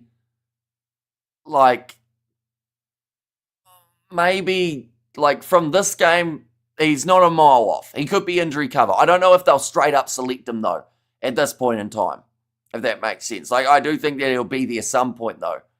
Maybe in November, maybe next year. That's going to be another penalty going back for Bay of Plenty with just the 6 minutes now remaining. To be fair, they've always been inconsistent, unpredictable, says Pat Starr in there. Yeah, I feel like no matter how much you try and study what the Pumas are going to do, you just, they're so up and down the way that they play. France and the new France, unpredictable. Says Ruts there. And also, that's true, says Ipman. And also, we're the only team to beat the Box last year. I think maybe Ireland, too, could be wrong. Yeah, Ireland did beat South Africa last season. Did someone beat the Box in November? No, I don't think they did in the end, did they? So I think it was just the 2 losses throughout the year for South Africa. Early engagement in the rolling maul there for Tasman. And also, we have got there all hands on deck come second, or eat a buck, and we come second. Says Shane. And hoping they go for Larkai for 7 cover instead of Blackadder. He is simply better, says Freshman. See, I saw someone mention that they felt like Peter Larkai looked like he was still a bit injured. But honestly, like, putting him in the All Blacks is actually the best way, I would think, to avoid him getting more injured. Because playing NPC last year, he was one of the busiest guys out. Most tackles, or at least right up there for the tackles made, as well as, like, carries. So playing for the All Blacks would actually be a lighter workload for Peter Larkai than if he is playing in the NPC. 11 penalties each there is Kiwi Rob. But yeah, I wouldn't say that Blackadder's done enough in this game. If this was the trial run that they were really basing it off, I don't think you'd select Blackadder, and I don't think you'd select Havili. And it would be probably a little bit debatable whether or not you'd select Carter, even though he's had some good moments. I feel like if you were basing it purely off this game alone, you'd probably think about Macca Springer, because he's had a really solid game out on that left wing. But if you were looking at the locks, I think that Naitoa Akoi in this game has shown some real skill, and I would think he'd be a not bad option for taking on that 5th locking jersey if they did need someone to. Plus, he's playing 80 minutes here, so that says a lot about the man's stamina. But now Cole Forbes moving a little bit closer to the try line, sitting now with just the 3 minutes remaining in this contest. Tasman, oh, what a run from Caleb Trask. He goes through. It's another try for Tasman. For Bay of Plenty. They are just piling it on at the moment. This has been a massive scoreline for this Bay of Plenty side. And honestly, if you didn't already think they were going to do well this season, this game probably tells you exactly how they could end up doing. Now, of course, they will lose a few players due to the players getting selected for the ABs, but I'd still say this is a very handy side. Trask has done brilliantly throughout this match. But now will be another kicking opportunity for Caleb Trask. His kicking hasn't been as good today off the tee, I will mention, but you can't hold that against him after scoring a try, and also doing pretty well. The ABs need tough games, says Thorfinn. Now ready to kick this one with the 3 on the clock. And the ABs need tough games, but they certainly got it this year. And that Rugby Championship, as well as the November Internationals, the Bay will be hurting from the loss last year. Yeah, well, that's the thing. The scoreline in that game was 32-15 or something, wasn't it? 34-15, sorry. So now Bay of Plenty have gone, we're going to score 34 up against you, and we're going to make it so that you get less points. Oh, that's an ugly collision in the air. There's going to be another penalty going against Tasman. Right, this is a Moni Narawa who has stayed down here with some sort of injury, perhaps. I think it could just be winded at the moment.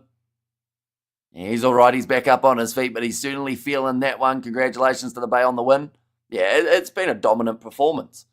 I mentioned at the start how, even the TAB had this game pretty much a pick-em kind of contest. I think it was $1.80 and $1.90 or something like that.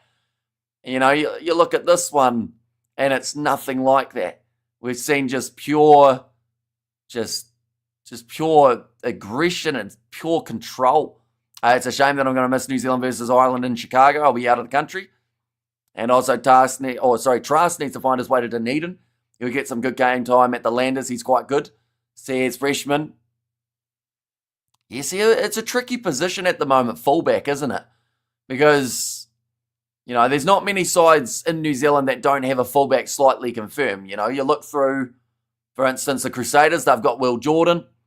For the Hurricanes, they've got Ruben Lovell. That might have been a knock on there from Bay of Plenty, but it will be play on. For the Chiefs, they have got, either Damien McKenzie. Well, to be fair, now there's probably that little bit of a window for a chance at the back because of that ball's going to be dropped because of no Sean Stevenson next season. So he might not be in a terrible position, Caleb Trask. Now kicking it in behind, going for the chip. Ball sits up for him. He now thought about going for the pass on the outside, but just couldn't quite link up with his other teammates. Off to the right-hand side now. Hereti tackled. 20 metres out. Sinton. A step attempted there. Tackles made. Can they get one more here, Bay of Plenty? Got plenty of them already throughout this game. They've got the full 5 points. And at the moment, this would actually put them number 1 on the table heading into round number 2. Now, of course, Hawke's Bay versus Counties Manukau still has to take place. But for now, they will be sitting ahead of Canterbury in the overall standings. Now, when do they play Canterbury? They play them not for a little while anyway. Oh, drop goal from Amoni Narua at the end of this game. He gets it over and it will make the score now 37 points to 7 at full time. Was that a little bit of a random play from Narua just to say, hey, look, Scott Robertson, I can do this too? Of course, he was just injury cover in Robertson's eyes for the July Internationals. But will Narua be in the main squad? 30-point win, says Kiwi Rob there. Yeah, 37 points to 7, the end score of this contest. A class win from the Bay. Yeah, extremely well done from this Bay of Plenty team. Up against what isn't a weak Tasman lineup, you know. You look through at this side, they've got Quinton Strange, Ethan Blackadder. They did have Finley Christie at the start, but instead it did end up becoming Mitch Drummond, William Havili, Macca Springer, David Havili, Levi Amua, Timothy Tava Nawai, and Kieran Tamafalau as the backs. Like, this is a very, very good wing. And we see Amoni Naru and Timothy Tava Nawai having a bit of a conversation there, potentially about that last minute drop kick. A nice win by the Mighty Steamers and Highlanders or Blues. Surely could have used Moana Nu. From the sounds of it, they were only offering him, like he mentioned about it in I think it was an interview. Because I read about it a little bit because I was thinking about mentioning it in my video. And in the end, I did saying that New Zealand Rugby kind of missed the boat with him because they could have stuck him in as that bolter as the third option. And then he also would have still been in New Zealand playing for one of the sides. But yeah, he was offered that kind of injury cover player for all of the New Zealand sides that were at least interested in him. So they were giving him the fourth or fifth hooker role for Ioane Moana-Nu. So I don't know whether or not they are just not seeing what a lot of other people have seen, because honestly, for the Crusaders, he was absolutely phenomenal. And then he just lost his spot because everyone else returned.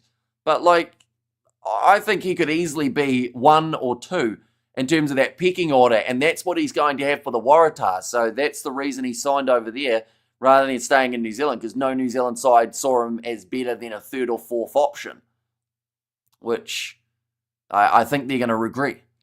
We have there, nice win by the Mighty Steamers and Baby all day. Says Shane there and up the Beta. Says Kiwi Rob. Yeah, brilliant game from Bay of Plenty. Their next game will be on the 10th of August. That is against Counties Manukau. And then from there, they have got the game up against... I have got it here. One moment. I could only remember the one of them. Then they've got Canterbury, Southland, and North Harbour. We have Canterbury week 3. Says Kiwi Rob. And there as well for Tasman from here. They have still got plenty of games left, of course, to be able to recover from this 30 points deficit. They will play Manawatu, Northland, North Harbour, and then Otago. And what that's crazy to hear, even in the NPC last year, he was solid, says it, man. Yeah, I couldn't quite believe when I read it either. I thought, hang on, was this the same Ioane Moana-Nu that, like, he was just, like, maybe I remember it differently. But during the time where Cody Taylor and George Bell weren't there, Ioane Moana-Nu, he seemed like he was going to be able to hang on to that starting spot or maybe even off the bench when Taylor returned. I think the big problem for him was when George Bell came back, because Bell then got that nod as they only considered Moana-Nu as that cover, which is pretty rough. But I think, once again, they're going to regret it. I think he's going to be one of those guys that then become a frontline player for any side that he's on. And he hopefully will be able to shine at the TAS in the near future. But nonetheless, do thank you all very much for tuning in. The next live stream I am hoping to do is a middle of the night game taking place in around, I believe it would be 9 hours time. And that is going to be the contest between the Griquas and also the Boland Cavaliers in the Curry Cup for the last game of round 2. But nonetheless, I do thank you all very much for watching. Be sure to leave a like and subscribe, and I will see you all for the next one.